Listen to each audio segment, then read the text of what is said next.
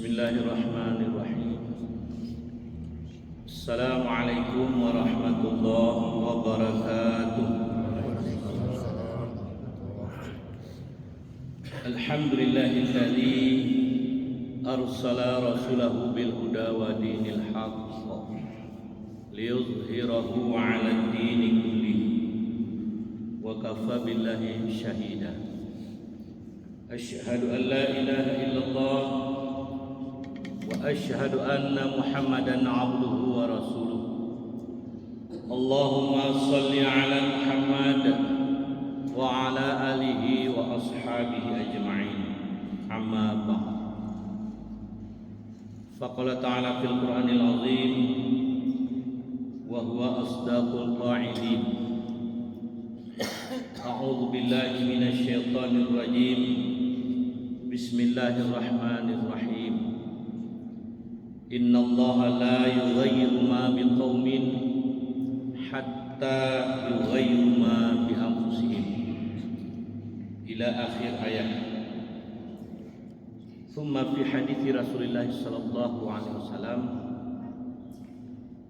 khairun nas anfa'uhum linnas. Shadaqallahul azim wa sadaqa rasuluhun nabiyul karim wa nahnu ala dzalika minasyahidin wasyakirin walhamdulillahi rabbil alamin. Ma'asyiral muslimin wal muslimat jamaah subuh rahimakumullah. Kembali kita bersyukur kehadirat Allah Subhanahu wa taala atas nikmat karunia yang tidak terhingga diberikan kepada kita. Salawat dan salam kepada junjungan alam Rasulullah Nabi besar Nabi Muhammad sallallahu alaihi wasallam. Beliau manusia yang paling berjasa untuk merubah keadaan dunia ini dari berbagai kemaksiatan kemungkaran masa jahiliyah kepada kehidupan yang amanah masa Islamiyah. Ma'asyiral muslimin wal muslimat jamaah subuh rahimakumullah. Para pendengar RRI Takengon dan para pemirsa Salat TV yang dimuliakan oleh Allah Subhanahu wa taala. Tadabbur surah Ar-Ra'd surah ke-13 ayat 11 yang kami bacakan di awal. Innallah, ini lam taukid, sesungguhnya Allah, ada penekanan dari Allah. Innallaha la yughayyiru ma biqaumin. Sesungguhnya Allah itu tidak akan merubah keadaan, kondisi sesuatu kaum, sesuatu bangsa hatta yughayyiru ma bi anfusihim, sehingga kaum itu, bangsa itu mau merubah keadaan dan kondisinya. Itu kira makna dari sebagian para penafsir. Ma'asyiral muslimin jamaah subuh rahimakumullah. Sebagai manusia yang dinamis, kita ingin mengalami perubahan. Kita tidak ingin menjadi orang bodoh. Pasti kita ingin belajar, ingin sekolah. Sudah tamat SD, SMP, SMA, kemudian S1, S2 dan S3 dan seterusnya. Karena kita manusia yang ingin dinamis dan berubah. Tidak ingin kita statis. Kita ingin berubah. Dulu masjid kita ini masih biasa-biasa saja. Mungkin belum banyak aksesorisnya. Karena kita ingin lebih baik. Ingin berubah Masjid Agung Ruhama ini lebih indah, sehingga kita buat aksesoris. Kita letakkan kaligrafi yang begitu indah di masjid kita ini. Kita pasang keramik, dulunya belum ada keramiknya. Karena kita menginginkan perubahan yang lebih indah dari masjid kita ini sebagai contoh. Kita pun sebagai manusia, sebagai hamba, ingin lebih baik. Makanya Imam Al-Baghawi membagi 4 perubahan ini. Yang pertama katanya kufur menjadi iman. Orang yang kafir atau kufur berubah, mengalami perubahan jadi orang yang beriman. Banyak sekali contohnya. Dulu masa Rasulullah, Umar bin Khattab itu awalnya sangat menentang Islam, sangat menentang Rasulullah, memusuhi Rasulullah dan para sahabatnya di awalnya. Tetapi dengan hidayah Allah, karena mendengarkan bacaan Al-Quran yang dibacakan oleh adiknya Fatimah, mendapatkan hidayah sehingga dia berubah dari kufur kemudian menjadi orang Islam dan membela Islam. Selama ini dia membenci Islam, membenci Rasulullah, kemudian dia masuk Islam dan beriman. Setelah memiliki akidah yang kuat, sehingga dia betul-betul membela Islam, jiwa dan raga bahkan hartanya. Begitu juga dengan Ikrimah bin Abu Jahal, sangat menentang Islam, menentang Rasulullah, bahkan menyiksa, memboikot orang-orang Islam, Rasulullah dan sahabat Rasulullah. Tetapi setelah mendapatkan hidayah masuk Islam, mereka membela Islam mati-matian. Ada lagi di Indonesia ini seorang pendeta dulunya, Ustadz Yahya Waluni. Dia seorang pakarnya Kristiani, bahkan Yahudi. Mereka tokoh, pendeta, tapi dapatkan hidayah. Dan sekarang berdakwah, membela Islam mati-matian. Membela Islam mati-matian. Dan banyak lagi ulama-ulama kita, tengku-tengku kita, guru-guru kita, setelah mendapatkan hidayah dia betul. Itu namanya perubahan. Yang pertama jadi kufur menjadi Islam. Atau ada yang Islam tetapi dia belum meyakini, belum beriman dia kepada Allah, kepada Rasul, Al-Quran dan Hadis. Hanya Islam, istilahnya Islam KTP saja. Dia Islam. Karena di Indonesia harus beragama, tidak boleh ateis, maka dia masuk Islam, dia Islam. Tetapi tidak beriman. Kemudian dengan perubahan waktu, mungkin dengan selalu mendengarkan ceramah-ceramah nasihat dari tengku guru, dari ulama, para ulama, sehingga mendapatkan hidayah. Atau karena satu hal, karena musibah mendapatkan hidayah Islam, sehingga dia beriman, akidahnya kuat. Bisa dimaknai seperti itu, kufur atau orang ingkar menjadi mukmin.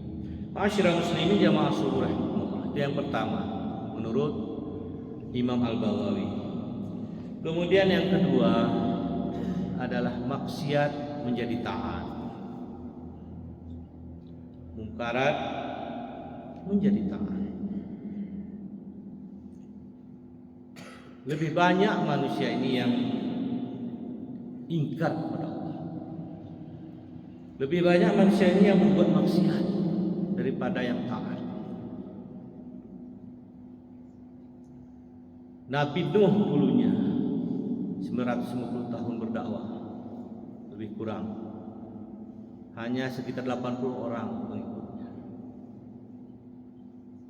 Orang Bani Israel juga demikian.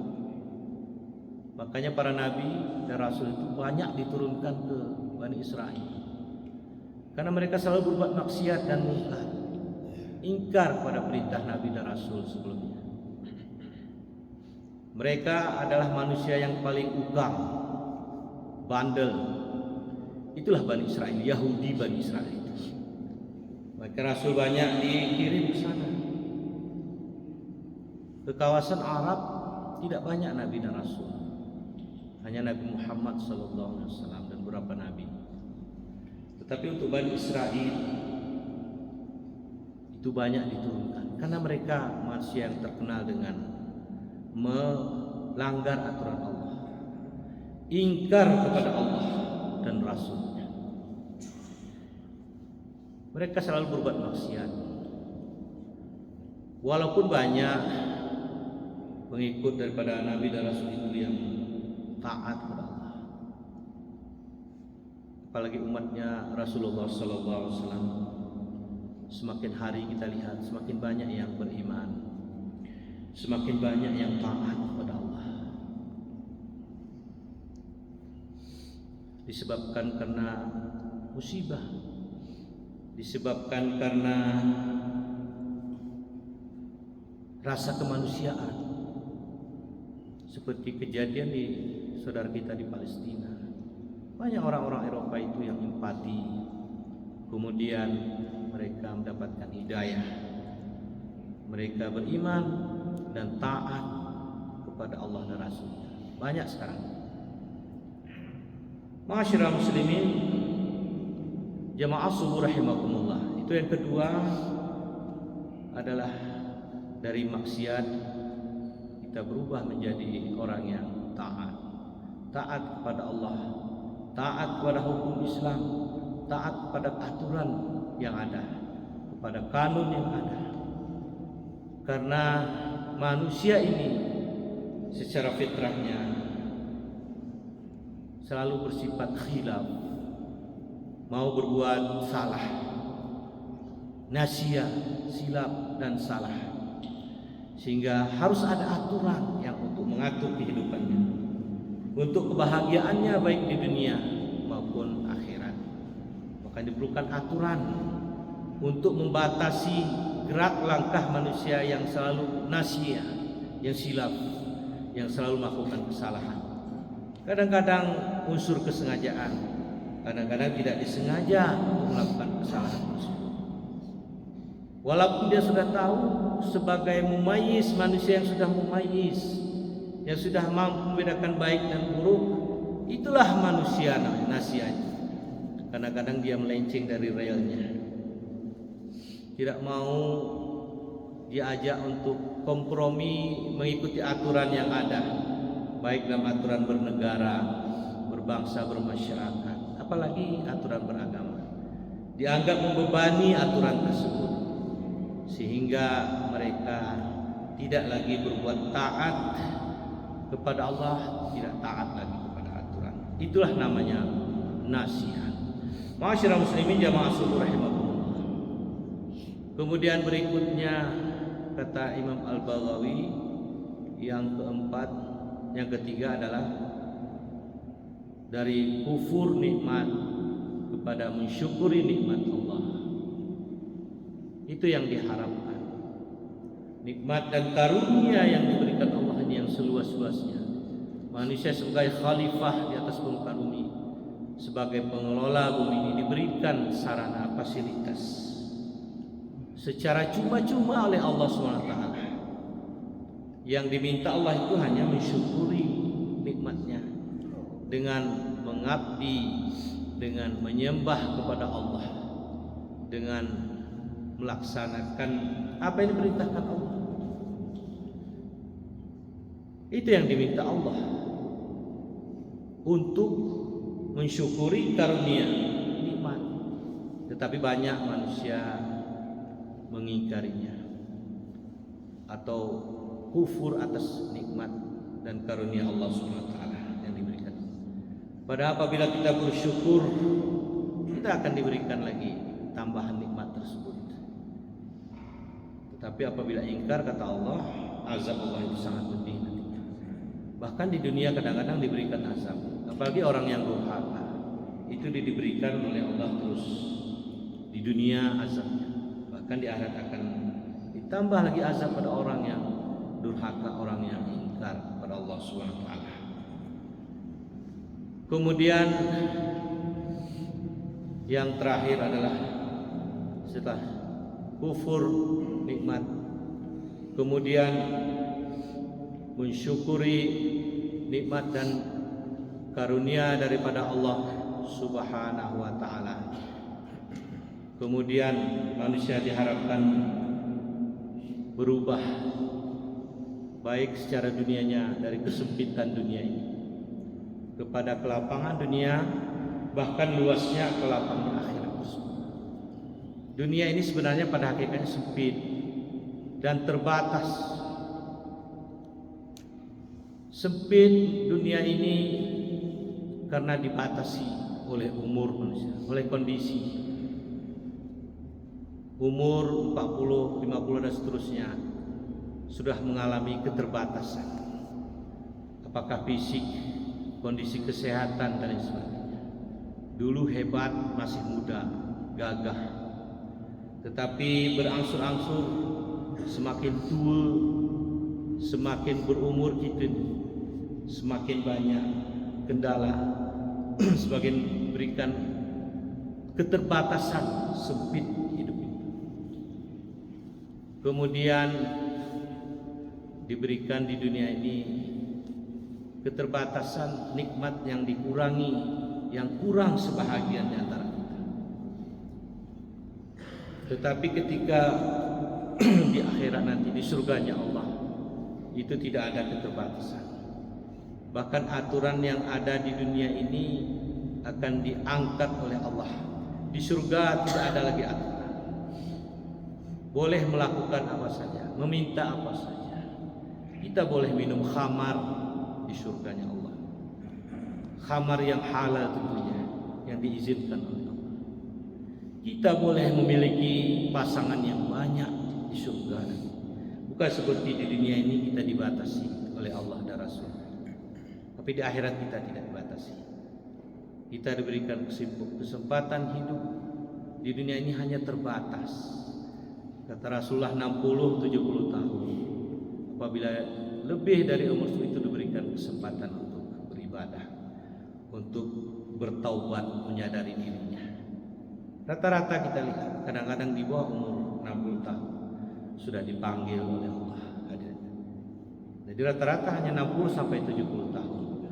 Karena itu dunia ini adalah sempit dan dibatasi dengan kondisi dan aturan yang ada. Tetapi nanti kita yakin sebagai orang beriman, di akhirat nanti diberikan keluasan. Kita hidup di akhirat itu selama-lamanya. Mungkin demikian yang bisa kami sampaikan, sekedar ulang kaji kita. Mudah-mudahan ada manfaatnya. Mohon maaf atas segala kekurangan. Terima kasih. Berizin, billahi taufiq wal hidayah. Wassalamualaikum warahmatullahi wabarakatuh.